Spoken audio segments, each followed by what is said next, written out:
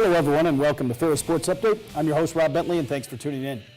On today's show we'll recap an exciting win for Bulldog football and women's soccer, and we'll touch base with women's tennis for the first time this season. First up, head coach Tony Annese. Bulldog football coming off an exciting win, coach, and congratulations on the victory.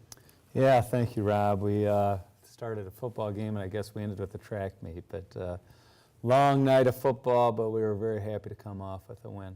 56-49 win over Lake Erie on Saturday night. 3,500 plus fans at Top Tiger Field. Talk about that crowd support for the home opener. Huge, great environment, and it's tough when you only have one home game in September, and so we were just so pleased that the support is there and people are excited about Bulldog football. And then, we got two big ones coming up at home. So Saginaw homecoming, and then Grand Valley 7 p.m. start on the 12th. So we're pleased. Hopefully we keep that crowd base growing.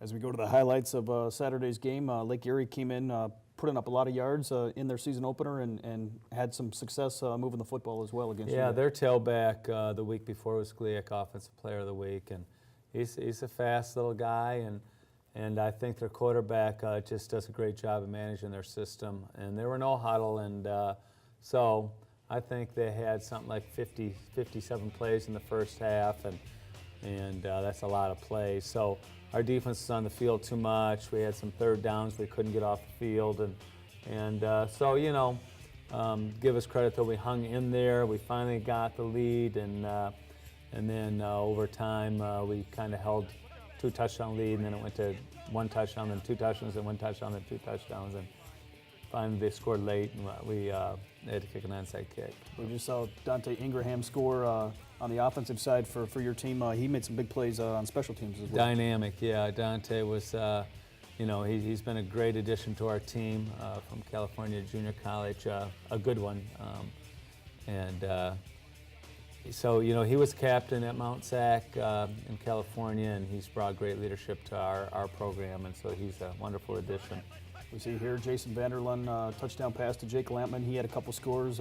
Talk about Jason's play at quarterback and his success both running the football and throwing the football. Well, that play in particular, that was, I think we took the ball over just a little over a minute to go in the second quarter, and we were down 10. For us to drive down and score in that sequence was huge. And Jason, of course, had a great game, 279 yards rushing, I believe, and threw the ball quite efficiently as well. And we only had the 1 turnover where we thought Corey Ringer was down, and they didn't rule him down and gave the ball to Lake Erie. But other than that, I thought Jason did a masterful job of handling the ball and orchestrating our offense. Lake Erie was able to move the football, but we'll see in the second half the Bulldogs came up with some big plays defensively, a couple of interceptions that were key at times. Yes, interceptions. This is a kick return, which I guess we haven't had a kick return score in 9 years or something like that. Sam Parker's my team historian, but we're so close there, and there's a million bodies near the goal there, but I think he gets it down to the 2 or 3, and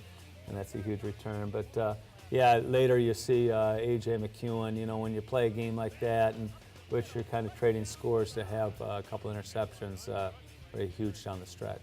We saw Jason score again right up the middle. Talk about the play of your offensive line and the holes they were able to open. We've got a lot of experienced guys there. Giff stepped up at right guard and played for us there. Denzel Mays was out, and so other than that, Justin Glover actually was our offensive player of the week, our center. But I thought we held strong in there, and that's one big part of why Jason rushed for 279. That was a big play there in which they got a first down. That was the 3rd down. We got to do a better job defensively getting off the field on 3rd down. On the bright side, defensively, we'll mention a couple interceptions again, but Marvin Robinson, Terrell Porter, 15 tackles each. Carlton Johnson, Justin Zimmer on the ends had some nice plays as well for you. Yeah, you get a lot of tackles when they got that many plays too. I think they had 107 for the game, but yeah, I thought our ends particularly played really well. We just missed some fits in our defense, which was critical, and we just missed some calls that our guys. I thought our guys got a little tired and they were playing a lot of plays, and then we were misaligned some, and so we got to get better in communication there. And part of it stems from the fact when the call is made by Coach Espo, we got to make sure that we know what the call is, because you get tired, you lose your discipline. I think that's what happened, mental discipline. Jason Vanderlyn named the National Player of the Week, most likely the GLIAC Player of the Week this week.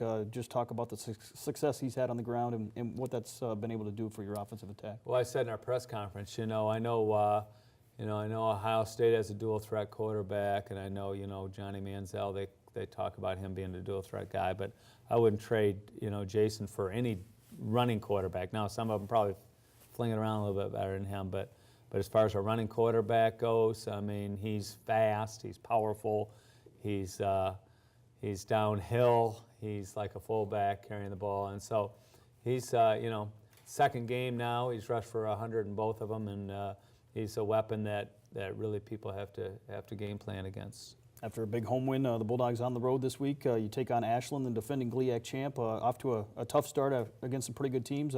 Talk about the matchup with Ashland going into Saturday night. Huge game for us. It's their home opener, and they're a work in progress with their quarterback situation. They got two true freshmen playing now, and I know Coach Owens is going to get them ready. Though last year they were kind of a work in progress when we saw them against Wayne State last year. I think they beat Wayne 7-0, and they came here and lit us up. So I'm sure they'll be ready to play. We're going to have an exceptional game to beat them.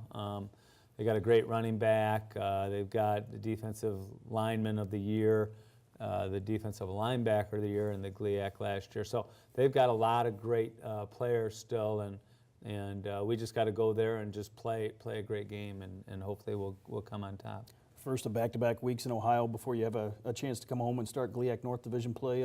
What does it take for your team? What are the keys to the game going in to a matchup on the road like this? Yeah, well, we're just going to have to execute effectively.